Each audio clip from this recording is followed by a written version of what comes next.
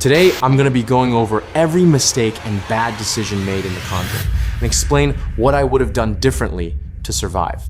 And this one hits different because unlike Saw or Terrifier, this is supposedly based on real events, which honestly makes every bad decision in this movie about 10 times more frustrating because these aren't just characters written to make dumb choices for plot convenience. These are apparently real people who lived through this.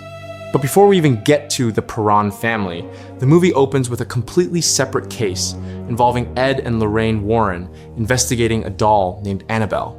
Two nurses and their roommate come to the Warrens because this doll keeps appearing in different rooms of their apartment on its own, moving positions, showing up in places nobody left it.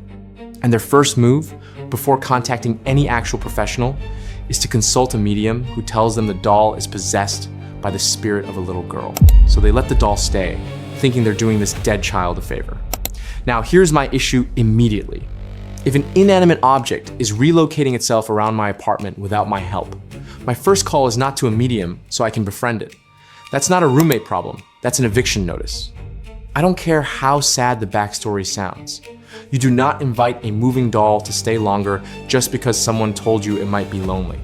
Sure enough, the haunting escalates fast, and the Warrens eventually reveal the doll was never possessed by the girl at all. It was a demon, using the doll as a way in the whole time. Which, again, is exactly why you don't negotiate with mysterious moving furniture.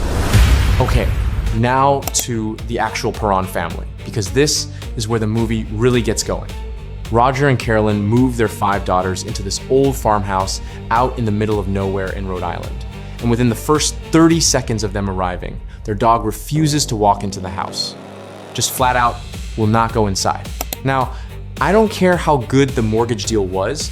If my dog takes one look at a building and decides that's a hard no, I am immediately reconsidering my life choices. Dogs don't have mortgages. Dogs don't have sunk cost fallacy. If an animal with zero context for what a ghost even is refuses to enter a building, that building is telling on itself. But instead of taking the hint, the family unpacks anyway. And the very next morning, the dog is found dead in the yard. So within 24 hours of moving in, they've already received a formal warning letter from the universe. And everyone just kind of shrugs it off like it's a weird coincidence and keeps unloading boxes. Now the kids start playing this game called Hide and Clap, which is basically blindfolded Marco Polo. And during this game, they stumble onto a boarded up cellar entrance hidden under the stairs. Somebody, at some point, took the time to physically seal this off on purpose. Nobody boards up a perfectly good basement for fun. That's not a renovation choice. That's a containment choice. And containment choices exist because someone before you already learned a lesson the hard way. And Roger's reaction to finding a secretly sealed room in his new house is to grab a match and just wander down there by himself with basically no light source and no plan. Personally, if I find a hidden door that previous homeowners specifically hid from view, I'm not exploring it that same night. I'm calling literally anyone else to deal with it first, whether that's an inspector, a priest, or honestly, just a guy with a flashlight who isn't me. That's not curiosity, that's an invitation. And I don't RSVP to those. From here, the house starts doing what haunted houses do best. Clocks stop at exactly 3:07 every single night. Doors slam shut with nobody anywhere near them. And Carolyn starts waking up with unexplained bruises on her body like she's been in a fight she has zero memory of. And this is the point where, if I'm Carolyn, I am not quietly icing my bruises and going about my normal day. Like, this is just how mornings work now. Waking up injured with no memory of how it happened is one of the clearest signals a body can possibly send you, and her solution is to just keep living her normal routine like nothing's wrong. Meanwhile, one of the younger daughters, Cindy, starts sleepwalking and straight up bashes her head into a wardrobe in the middle of the night, hard enough to leave a mark. A child is now getting physically hurt by whatever this is, and the family's overall response is still just nervous confusion mixed with a little denial instead of packing a bag and leaving that same week. This is honestly where the whole movie loses me a little, because I get that moving is expensive and nobody wants to admit their dream house is cursed after they just signed the paperwork. But there's a moment where the cost-benefit analysis has to flip, and my daughter is concussing herself in her sleep because of something in this house is that moment. If I'm Roger and Carolyn, The second a kid gets hurt from something we genuinely cannot explain, we are checked into a motel that same night, and we figure out the money problem later. You can refinance a house. You cannot refinance a skull. And I say this with full understanding that hindsight makes everything look obvious, but even without hindsight, dead pets, plus sealed rooms, plus unexplained bruises, plus a concussed child should not require 20/20 vision to read as a problem. Things escalate even further when Carolyn gets physically locked in the cellar by an unseen force while Roger is away in Florida for work. And at the exact same time, a spirit resembling an elderly woman attacks the eldest daughter upstairs. So now we've got two separate attacks happening simultaneously in two different parts of the house, while the one parent present is trapped and can't even help.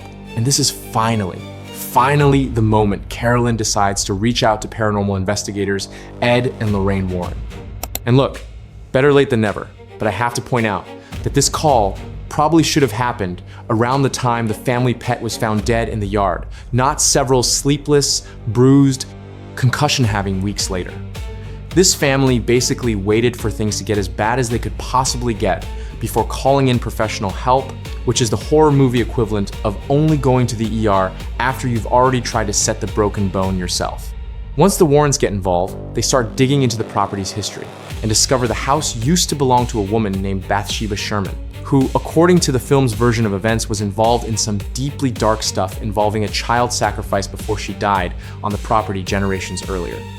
And this is where Lorraine, during her own investigation, actually falls into the cellar and has a full vision of a mother possessed by Bathsheba killing her own baby right there in that same basement.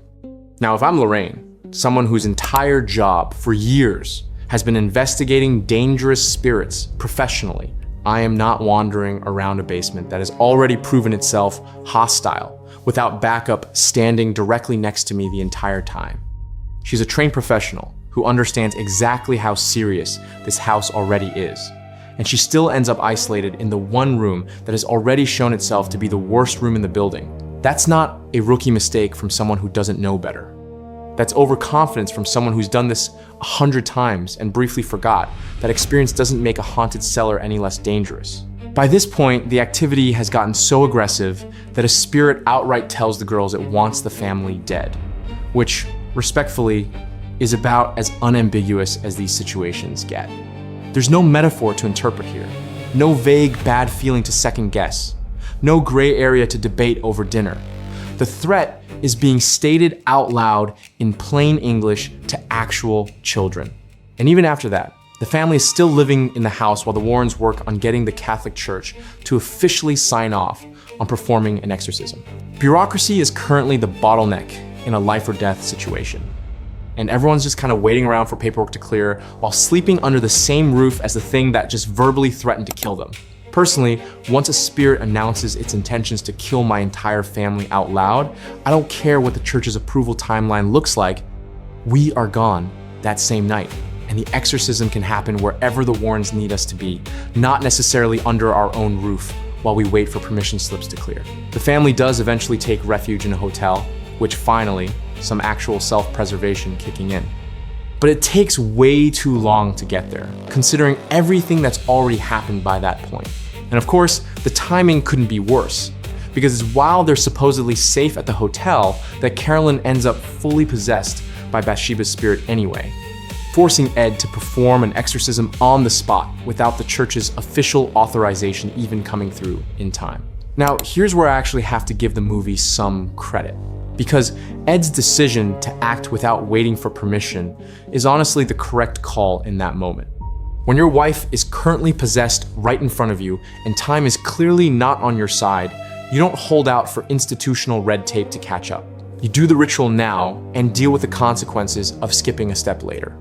That's the one moment in this entire film where someone actually makes the right call under real pressure instead of hesitating or waiting for someone else's permission.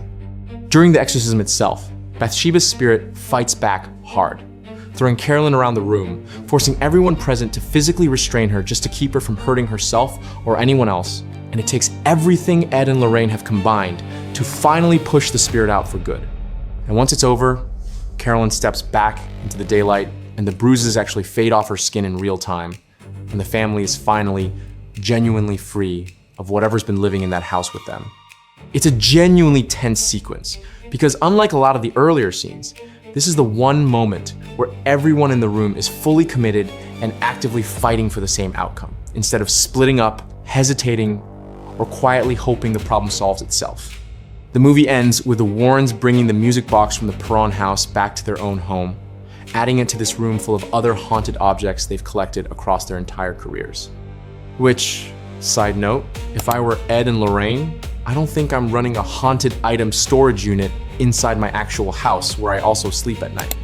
These people have an entire room dedicated to cursed objects a few feet away from their bedroom. And that's honestly a horror movie premise all on its own that nobody in this franchise ever seems to fully acknowledge. Sure enough, the second they leave the room, the music box lid creaks open on its own, implying the evil never really left. It just clocked out and went into storage with the rest of the collection. So looking back at the whole thing, the Perron family's biggest mistake wasn't any single decision. It was how long they collectively normalized things that should have registered as immediate red flags from day one. A dead dog, a boarded up cellar, unexplained bruises, a child hurting herself in her sleep. Any one of those on its own might be explainable away with enough denial. All of them stacked together over the span of a few weeks is not a haunted house mystery anymore. It's a checklist. If this family had treated the first few warning signs the way they eventually treated the last few, they could have been out of that house and settled into a motel weeks before things ever got anywhere close to a full possession. This family survived, but let's be honest, not because of their own decision-making along the way. They survived because Ed and Lorraine happened to show up in time, which, if you really sit with it, should probably scare you more than the ghost does.